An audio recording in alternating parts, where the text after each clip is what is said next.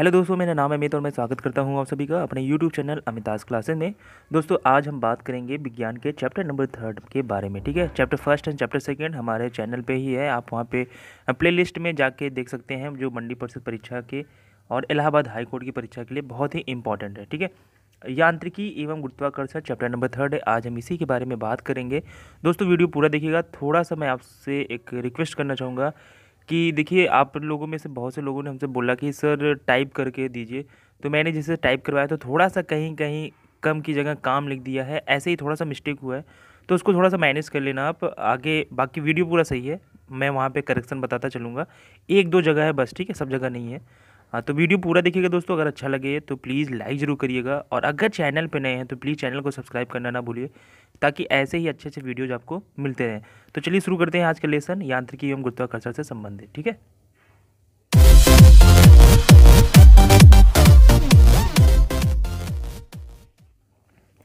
तो दोस्तों यहाँ पे हम बात करते हैं क्वेश्चन नंबर फर्स्ट के बारे में। साधारण यंत्र यानी कि ये जो मशीनें होती हैं, ये किसी भी व्यक्ति की किस तरीके से सहायता करती हैं। ठीक है, ये क्वेश्चन देखिए यूपी पीसीएस में पूछा गया था, और जितने भी क्वेश्चन हैं यहाँ पे सभी किसी न किसी एग्जाम में पूछे गए हैं। और आप जब देखोगे पूरा वीडियो तो आपको खुद ही लगेगा कि सही बात सर ने आपने जो कहा है वो सही है। तो साधारण यंत्र किसी व्यक्ति की सहायता करता है किस तरीके से? तो दोस्तों, कम बल का प्रयोग करके भी उतनी ही मात्रा में काम करने में। ठीक है, समझ में आ रहा है चीज़ क्या कहना चाहता है? ये कहना ये चाहता है कि मान लीजिए ये एक गड्ढा खोदना है, यहाँ पे कुछ मजदूर लगाए गए, समझ लीजिए 20 मजदूर लगाए गए, उन्होंने दिन भर काम किया तब जाके ये पूरा गड्ढा खोदा। लेकिन एक मशीन आई, ठीक है, जिसका नाम है जेसीबी। जेसीबी ने क्या किया, जल्दी जल्दी खोद खाद के सब बराबर कर दिया। ठीक है, तो क्या हुआ, लोगों का काम जो है इस मशीन ने सरल किया है। ठीक है, कम समय में किया है।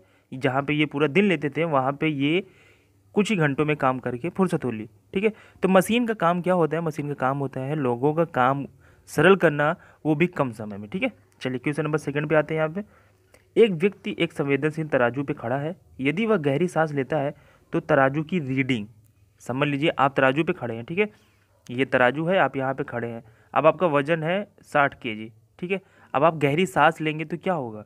तो देखिए, चाहे आप सांस लें गहरी और चाहे बाहर की ओर छोड़ें, ये जो रीडिंग है ना, इसमें हमेशा माइनस ही आएगा। ठीक है, ये हमेशा थोड़ा ना थोड़ा घटेगा, चाहे थोड़ा सा ही घटे लेकिन घटेगा, बढ़ने का कोई ऑप्शन नहीं होता। ठीक है, तो अगर ऑप्शन में रहता कि घटेगा बढ़ेगा तो आपका ऑप्शन होना मतलब आंसर होना चाहिए कि घटेगी, चाहे वह गहरी सांस ले या सांस बाहर की ओर छोड़े। चलिए क्वेश्चन नंबर थर्ड पे आते हैं। वॉशिंग मशीन का कार्य सिद्धांत है, मतलब वॉशिंग मशीन जो है वो किस सिद्धांत पे कार्य करता है? तो अब केंद्रीय बल के सिद्धांत पे कार्य करता है। ठीक है, ये क्वेश्चन बहुत बार पूछा गया है। चलिए क्वेश्चन नंबर 4 पे आते हैं। हवाओं की ऊर्जा कैसी होती है? तो हवाओं की ऊर्जा जो होती है दोस्तों, वो होती है गतिज ऊर्जा। ठीक है, क्वेश्चन नंबर 5 की बात करते हैं। वायु शक्ति यानी कि विंड पावर में ऊर्जा का कौन सा रूप विद्युत ऊर्जा में परिवर्तित होता है? ठीक है, तो वो है गतिज ऊर्जा यहाँ पे। चलिए क्वेश्चन नंबर 6 में आते हैं। एक ट्रेन जैसे ही चलना प्रारंभ करती है, उसमें बैठे हुए यात्री का सिर पीछे की ओर झुक जाता है, इसका क्या कारण है? स्थिरता का जड़त्व। ठीक है, स्थिरता का जड़त्व के कारण जब आदमी ट्रेन चलती है तो उसका सर जो है वो पीछे की ओर झुक जाता है। ठीक है, जैसे कि मान लीजिए ये आप बैठे हैं, ठीक है, मैं थोड़ा सा फिगर बनाने में कमज़ोर हूँ, ये आप बैठे हैं, ठीक है, ये आपका ऊपर का भाग है। अब ट्रेन चलेगी तो ये मान लीजिए आपका पैर है, तो ये जो है ज़मीन पे मतलब ट्रेन के साथ चलेगा, लेकिन ये जो है ट्रेन के साथ नहीं चलेगा, तो इसलिए थोड़ा सा पीछे जाएगा, फिर इसके बाद आगे बढ़ के चलना शुरू हो जाएगा। ठीक है, तो थोड़ा सा देख लीजिएगा स्थिरता का जड़ तो किसको कहते हैं, अगर आपको कन्फ्यूजन है तो। चलिए क्वेश्चन नंबर 7 पे आते हैं। सड़क पर चलने की अपेक्षा बर्फ़ पर चलना कठिन है, क्योंकि क्योंकि बर्फ़ में सड़क की अपेक्षा घर्षण कम होता है। ठीक है, घर्षण के कारण ही हम फिसलते हैं, अगर घर्षण बल नहीं लगेगा तो हम फिसल जाएंगे। ठीक है, चलिए क्वेश्चन नंबर 8 पे आते हैं। न्यूटन से पहले किसने बता दिया था कि सभी वस्तुएं पृथ्वी की ओर गुरुत्वाकर्षित होती हैं? तो हमारे ही मतलब ऋषि मुनियों ने में से एक थे ब्रह्मगुप्त जी, जिन्होंने बताया था कि पृथ्वी जो है वो किसी सूर्य की ओर चारों ओर चक्कर लगाती है। इन्होंने बहुत पहले कह दिया था, इन्हीं की थियरी पे न्यूटन ने बताया था ये चीज़। ठीक है, तो थोड़ा सा अच्छी बात है अपने देश के बारे में जानना कि हमारे पूर्वज किस तरीके से थे, तो आपको ये सब भी चीज़ें जाननी चाहिए। चलिए क्वेश्चन नंबर 9 में आते हैं। गुरुत्वाकर्षण का सिद्धांत किसने दिया था? तो गुरुत्वाकर्षण का सिद्धांत आइजैक न्यूटन ने दिया था। ठीक है, आते हैं 10 पे। अंतरिक्ष यात्री निर्वात में सीधे खड़े नहीं रह सकते, क्योंकि वहाँ पे गुरुत्व नहीं होता है। ठीक है, चलिए क्वेश्चन नंबर 11 पे आते हैं। अंतरिक्ष यान जो चक्कर लगा रहा है से एक सेब छोड़ा जाता है, ठीक है। जो अंतरिक्ष यान जो है पृथ्वी का, मान लीजिए पृथ्वी है और यहाँ पे अंतरिक्ष यान चक्कर लगा रहा है, ठीक है। अब यहाँ से अगर हम एक सेब छोड़ेंगे तो क्या होगा, तो दोस्तों सेब क्या होगा, इसी के साथ साथ इसी की दिशा में, मान लीजिए इस दिशा में चल रहा है और यहाँ से आपने सेब छोड़ दिया तो सेब भी इसी डायरेक्शन में से टहलता रहेगा, ठीक है। मतलब नीचे नहीं आएगा। क्यों नहीं आएगा, देखिए आपने देखा होगा ई कचड़ा, ठीक है, सॉरी ई कचड़ा नहीं, उसको एक कचड़ा कहते हैं जो अंतरिक्ष में है। इस समय काफ़ी ज़्यादा मटेरियल हो गए हैं, मुझे नाम नहीं याद आ रहा है, मैं आपको इसके बारे में डिटेल में बता दूंगा, ठीक है, किसी वीडियो में। चलिए, पीसा की झुकी हुई मीनार गिर नहीं सकती है, क्यों, क्योंकि गुरुत्व केंद्र से जाने वाली ऊर्ध्वाधर रेखा तल के अंदर रहती, ठीक है। ये देखिए ताल हो गया, ये तल रहेगा, ठीक है। चलिए क्वेश्चन नंबर 13 पे आते हैं।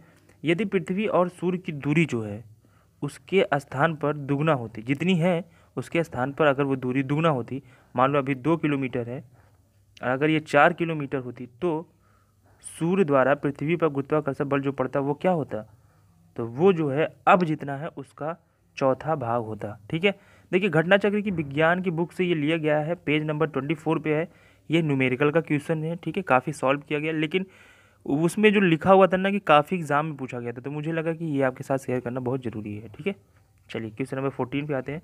जब कोई वस्तु ऊपर से गिराई जाती है तो उसका भार होता है अपरिवर्तित, ठीक है।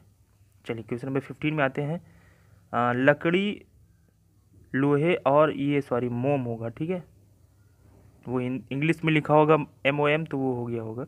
हम मोम के समान आकार के समान वजन के टुकड़ों को समान ऊंचाई से पृथ्वी पे गिराया जाता है तो कौन सा टुकड़ा सबसे पहले पहुंचेगा, ठीक है।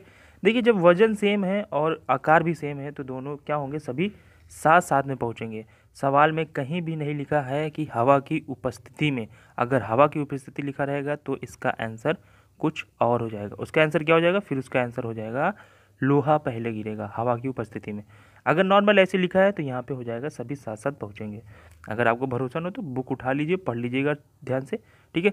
अगर बात करूँ मैं अपने ऑथेंटिकेशन की दोस्तों, तो मैं खुद बहुत पढ़ने के बाद ही आपको वो क्वेश्चंस रिकमेंड करता हूँ, ठीक है। चलिए क्वेश्चन नंबर 16 की बात करते हैं। किसी पिंड का सर्वाधिक भार कहाँ पे होता है। मान लीजिए आप हैं एक पिंड, मतलब इंसान एक पिंडी है, अगर इंसान का भार सबसे अधिक कहाँ पे होता है, इस टाइप का भी क्वेश्चन पूछा जाता है कि मनुष्य का भार सर्वाधिक कहाँ पे होता है, तो वो होता है ध्रुवों पर, ठीक है। चलिए क्वेश्चन नंबर 17 में आते हैं। अपने कक्ष में एक उपग्रह पृथ्वी का चक्कर लगाता रहता है, वह ऐसा किस कारण से करता है, तो केंद्राभिमुखी बल के कारण, ठीक है। केंद्राभिमुखी बल यानी कि केंद्र अपनी ओर खींचता रहता है इसीलिए, ठीक है। चलिए ये बहुत इंपॉर्टेंट क्वेश्चन है, अगर आपने SSC के एग्जाम्स दिए होंगे तो आपको पता होगा कि ये किस टाइप का क्वेश्चन है। देखिए पीसेस में भी बहुत पूछा गया ये क्वेश्चन। किसी लिफ्ट में बैठे हुए व्यक्ति को अपना भार कब अधिक मालूम पड़ता है, ठीक है, जब लिफ्ट त्वरित गति से ऊपर की ओर जा रही है तब उसको क्या लगता है कि उसका वजन जो है वो बहुत भारी है, ठीक है। क्वेश्चन नंबर 19 की बात अगर हम करें तो लोलक की कालावधि, कालावधि यानी कि टाइम पीरियड, ठीक है, किस पे डिपेंड करती है, किस पे निर्भर करती है, तो दोस्तों ये निर्भर करती है लोलक की लंबाई पे, ठीक है। चलिए क्वेश्चन नंबर 20 की बात करें अगर हम, लोलक घड़ियां गर्मियों में सुस्त क्यों हो जाती हैं। देखिए लोलक से ये क्वेश्चन मैंने इसलिए दिया क्योंकि आप अगर बुक उठा के देखेंगे दोस्तों, मैं आपको बताऊं 3-4 एग्जाम में तो आए ही हैं। उत्तराखंड PCS हो गया, UP PCS में भी आया है और UP SSC में भी आया है, तो मुझे लगा कि यार क्यों ना मतलब इसके बारे में बात की जाए। तो लोलक घड़ियां गर्मियों में सुस्त क्यों हो जाती है, तो लोलक घड़ी, देखिए अभी हमने आपको शुरू में इसके पहले जो बताया था कि लोलक की लंबाई पर डिपेंड करता है, तो क्योंकि लोलक की लंबाई जो है वो बढ़ जाती है इसलिए घड़ियां गर्मियों में सुस्त हो जाती हैं, ठीक है। ये इंपॉर्टेंट क्वेश्चन है। पृथ्वी का पलायन वेग है 11.2 किलोमीटर पर सेकेंड, ठीक है। तो ये थे कुछ इंपॉर्टेंट क्वेश्चन 2 चैप्टर से, गुरुत्वाकर्षण एवं यांत्रिकी से। अब आप ये ना कहिएगा कि सर बहुत कम क्वेश्चंस के बारे में आपने बात की। देखिए चैप्टर वाइज चलेंगे ना आराम आराम से। मैं आपसे वादा करता हूँ कि मतलब एग्जाम के पहले आपकी साइंस पूरी कंप्लीट करा दूंगा, ठीक है। तो बेफिक्र रहिए, बस नोट्स बनाते चलिए। और देखिए मेरे वीडियो बनाना सार्थक नहीं है, मैं आपको बता रहा हूँ, अगर मैंने आपको 60 से 70% भी पढ़ा दिया और आपको वही लर्न हो गया तो सिलेक्शन तो हो जाएगा ना। मतलब 100% के पीछे ना भागिए, उतना भागिए जितने में आपका सिलेक्शन हो सके, ठीक है। तो जो पढ़िए कंठस्थ पढ़िए, इंपॉर्टेंट क्वेश्चंस पढ़िए, अपने से भी पढ़ते रहिएगा, ठीक है। तो वीडियो देखने आपका बहुत बहुत शुक्रिया, धन्यवाद।